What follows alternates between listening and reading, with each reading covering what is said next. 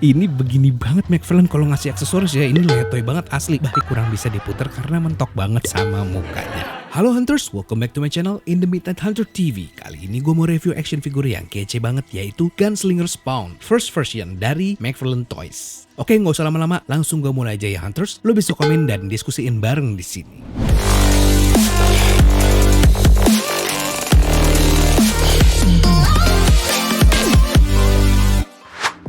Hey Hunters, sebelum gue mulai reviewnya, tolong subscribe channel The Midnight Hunter TV dan follow Instagram The Midnight Hunter. Dan yang udah subscribe, mantap. Thank you banget ya.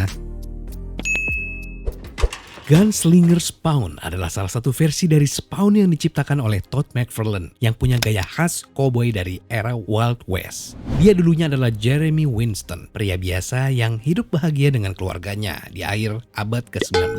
Namun semuanya berubah ketika keluarganya dibantai oleh seorang pengusaha kaya yang bekerja sama dengan agen yang datang dari neraka. Dia ditangkap dan dihukum mati karena kejahatan yang tidak ia lakukan. Jeremy dikirim ke neraka, tapi ia kembali ke dunia Hellspawn, makhluk dengan kekuatan supernatural bertekad untuk membalas dendam. Setiap langkahnya penuh dengan amarah dan tekad untuk mencari keadilan bagi keluarganya yang hancur. Gunslinger Spawn sering harus berhadapan dengan makhluk-makhluk dari neraka dan musuh lainnya yang mencoba menghentikannya.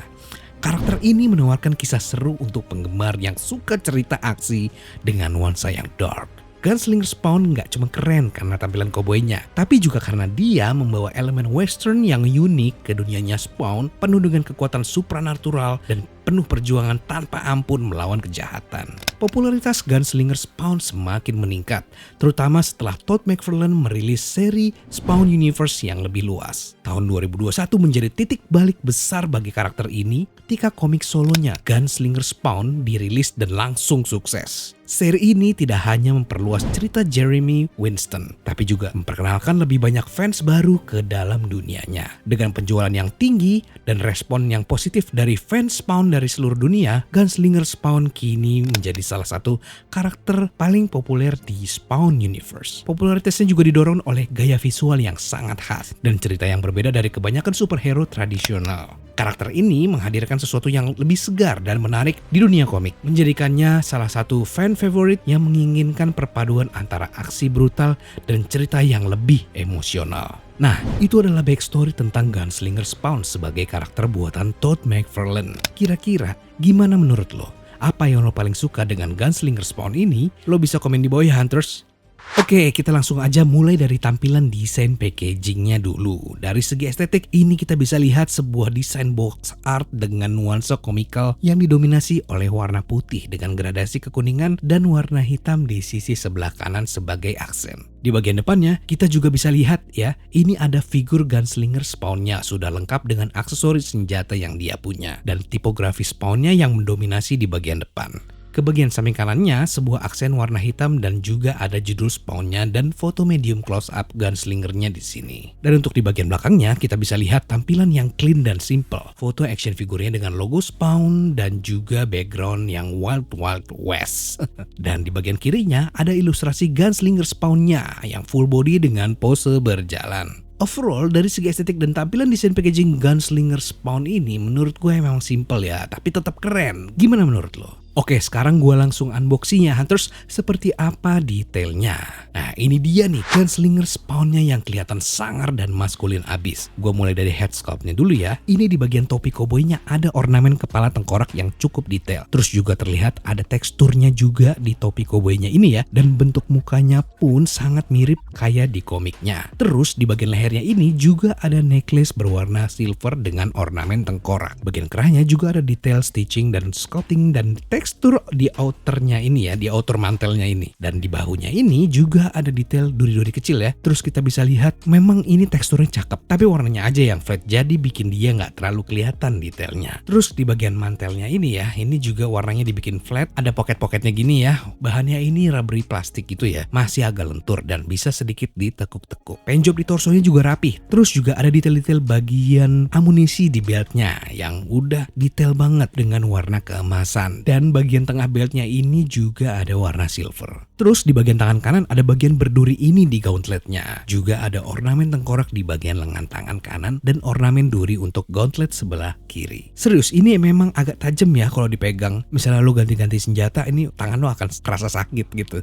Terus untuk bagian celananya ini ada pocket-pocket kecil di sebelah kanan dan kiri. Ada pisau juga, tapi paintjobnya ini nggak terlalu detail di sini. Dan untuk sculpting dan tekstur celananya ini udah oke ya. Ini detail banget bikinnya. Terus kita ke bagian bootsnya. Ini ada spike-spike-nya juga di bagian atas bootsnya ini. Ada detail pattern stitchingnya di sini. Dan di bagian kakinya ini sepatunya sih ini keren banget ya. Mirip cowboy beneran ya. Di belakangnya juga ada bagian durinya gini. Overall dari detail dan proporsinya ini memang udah cukup mirip ya kayak di komiknya. Karena ini ternyata juga ukurannya lebih tinggi dibandingkan Spawn lainnya. Terutama yang reguler. Oke, ini gue suka banget karena memang ini full artikulasi dibandingkan versi lamanya yang semi statue. Jadinya ini adalah sebuah improvisasi yang bagus untuk McFarlane Gunslinger Spawn ini. Oke, kalau untuk artikulasinya ini ya, gue mau mulai di bagian head sculptnya. Ini bisa diputar kanan, kiri, dan sayangnya ini dia nggak bisa terlalu muter 360 derajat ya. Meskipun di bagian kerahnya ini lentur, tapi kurang bisa diputar karena mentok banget sama mukanya. Motion ratio ini juga cukup bagus, bisa ke atas dan ke bawah. Tapi ada yang cukup mengganggu buat gua, yaitu di bagian lehernya ini kelihatan banget gap antara leher dan head sculptnya. Dan untuk bagian tangannya ini bisa ditekuk 90 derajat ke samping. Lumayan ya, tapi mesti pelan-pelan karena ini masih seret banget. Shouldernya pun juga bisa diputar dan artikulasi di bicepnya ini juga bisa diputar. Untuk bagian sikunya ini udah double join, jadi bisa oke banget nekuknya bisa sampai segini. Dan bagian telapak tangannya juga bisa diputar 360